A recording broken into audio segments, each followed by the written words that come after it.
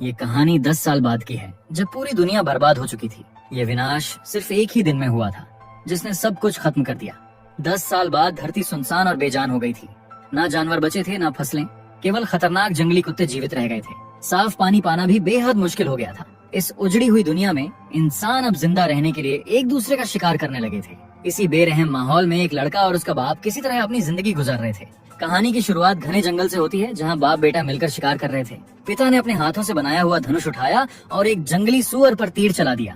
तीर सीधा जाकर सुअर को लगा और वो घायल हो गया, लेकिन दर्द के बावजूद सुअर वहां से भाग निकला।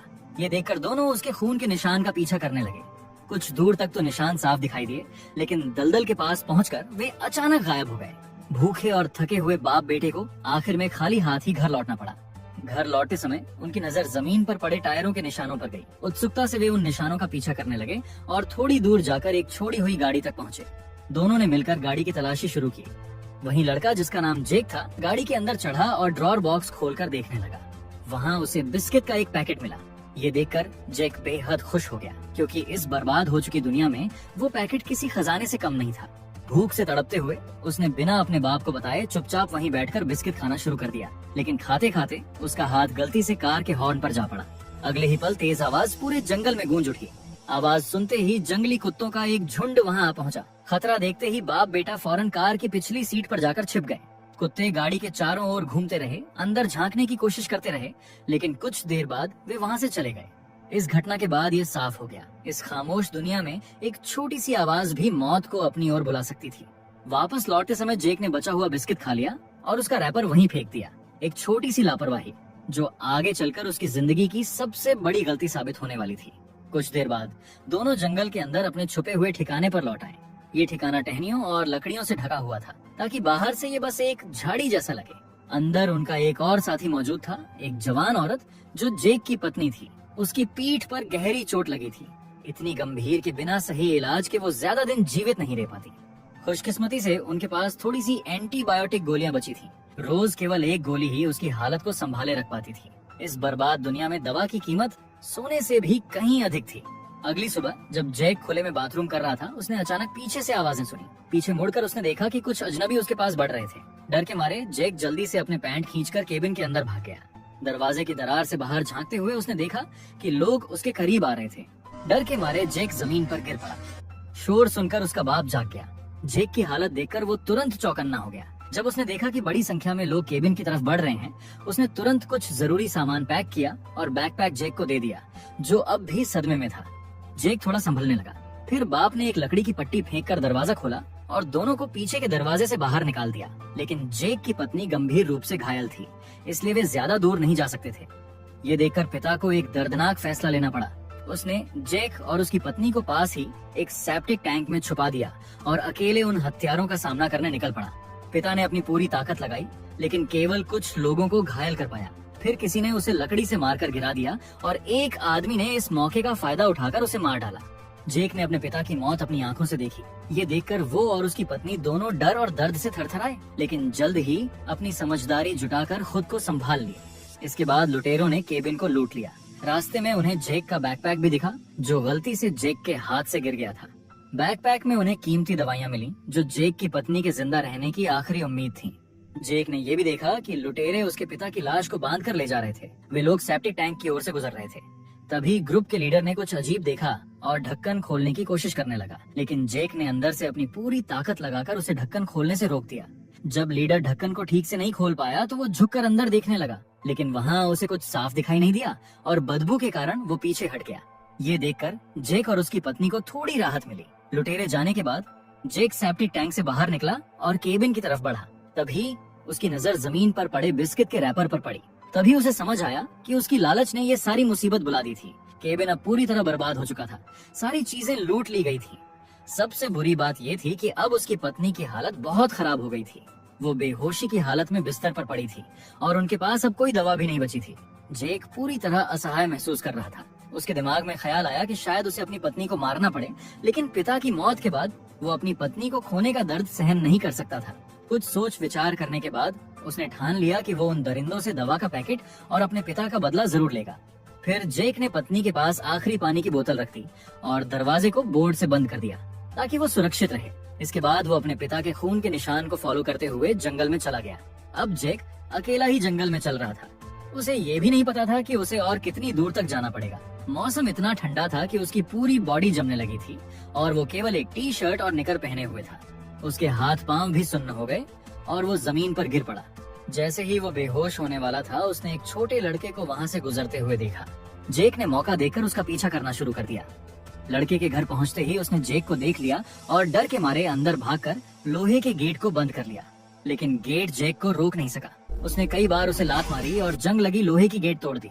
डर के मारे लड़का अपने दादा की गोद में छिप गया, लेकिन जेक ने दादा और पोते को कोई नुकसान नहीं पहुंचाया। उसने सिर्फ वहाँ पड़े कपड़े उठाए ताकि खुद को गर्म रख सके। कपड़े पहनकर वो फिर से लुटेरों के ठिकाने की तलाश में निकल पड़ा। कुछ देर बाद जेक एक जगह पहुंचा जहाँ हड्डियां बिखरी हुई थी। ये देखकर उसे तुरंत समझ आ गया कि लुटेरों ने उसके पिता को खा लिया था। वो घृणा से उल्टी करने लगा और बड़े दुख के साथ उसने अपने पिता की बाकी हड्डियां दफन की और फिर खुद को संभाल लिया।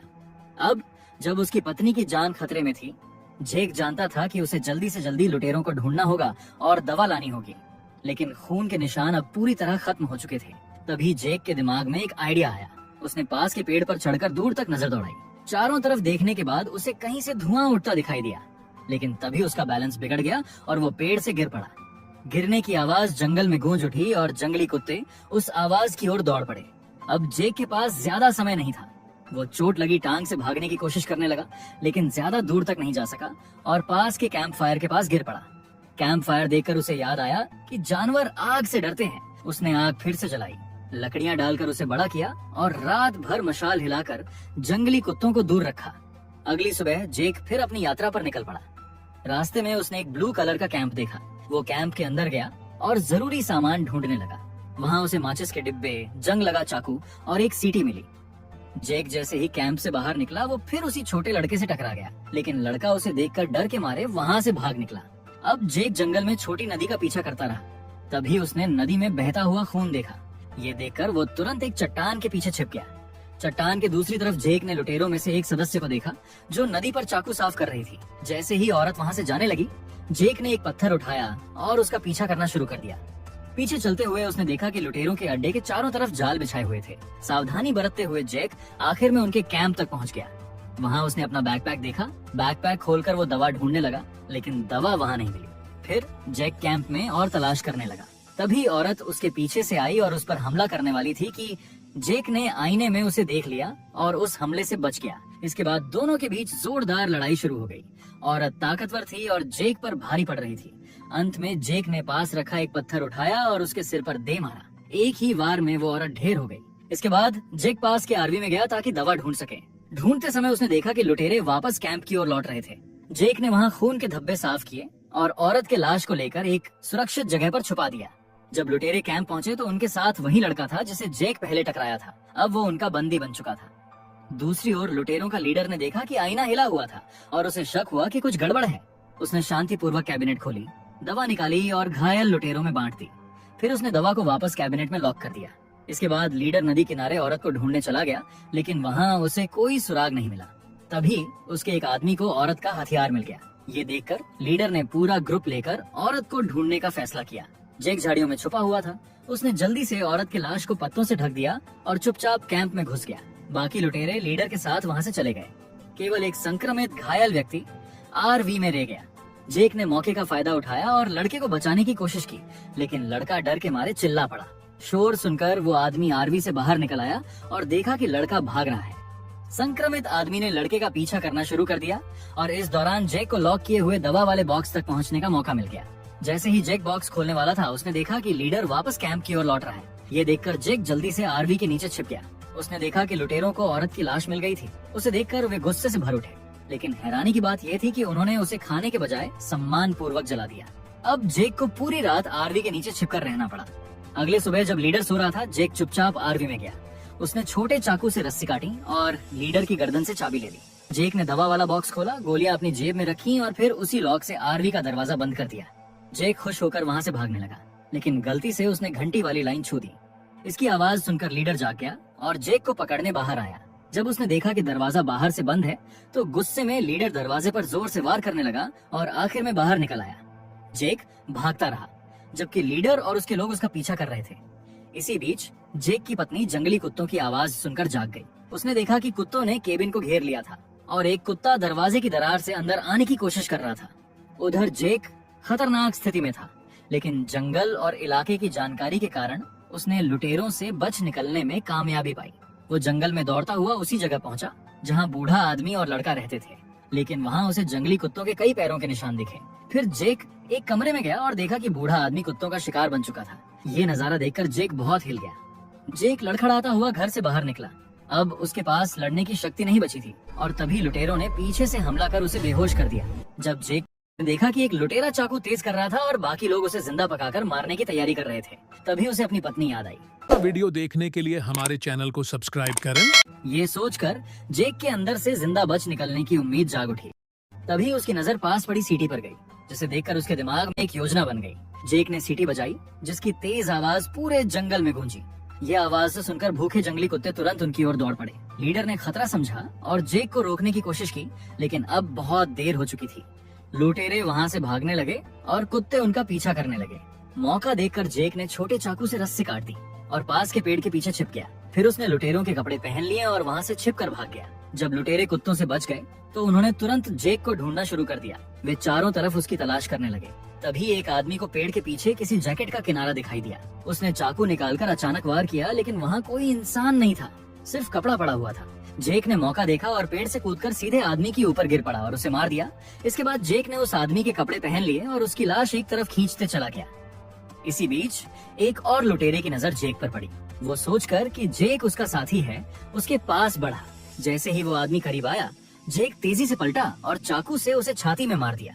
दूसरे लुटेरे को हराने के बाद जेक ने उसका धनुष और तीर ले लिया, जो उसके बाप ने बनाया था। बदले की आग में वो लीडर को ढूंढने निकल पड़ा। जैसे ही उसका सामना लीडर से हुआ, जेक ने तीर चलाया और वो सीधे लीडर की जांघ में लग गया, लेकिन लीडर ने दर्द सहते हुए झटपट तीर निकाल लिया। जेक ने दोबारा तीर चलाने की कोशिश की, लेकिन तभी धनुष की स्ट्रिंग टूट गई। अब जेक और लीडर दोनों खतरनाक हालत में थे। तभी पास ही से जंगली कुत्तों की डरावनी आवाज सुनाई दी। मजबूरन दोनों को वहां से भागना पड़ा। काफी दूर तक दौड़ने के बाद जेक एक पुराने घर तक पहुंचा। वो सावधानी से अंदर गया और बाहर ही एक कंकाल देखा, जिसके पास एक बंदूक पड़ी थी। जेक ने बंदूक उठाई और फिर घर के अंदर गया। वहां उसे जरूरी सामान और एक और बंदूक भी मिल गई।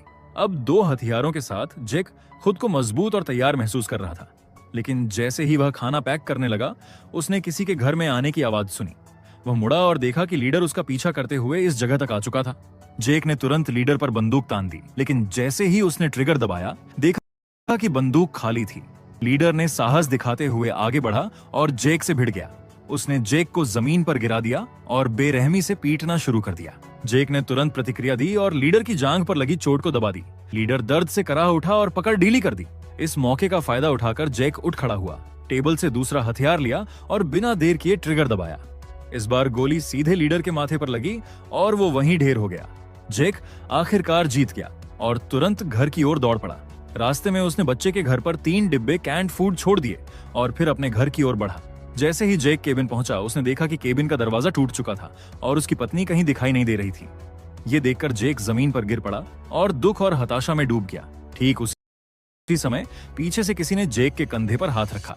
उस स्पर्श ने जेक में उम्मीद की लौ जगा दी और उसे एहसास हुआ कि अभी भी इस दुनिया में जीने की कोई वजह बची है। और इसी के साथ ये फिल्म यही खत्म होती है। अगर आपको एक्सप्लेनेशन अच्छा लगा हो तो वीडियो को लाइक और कमेंट जरूर करें। ऐसी ही और मजेदार और अनोखी कहानियों के लिए चैनल को सब्सक्राइब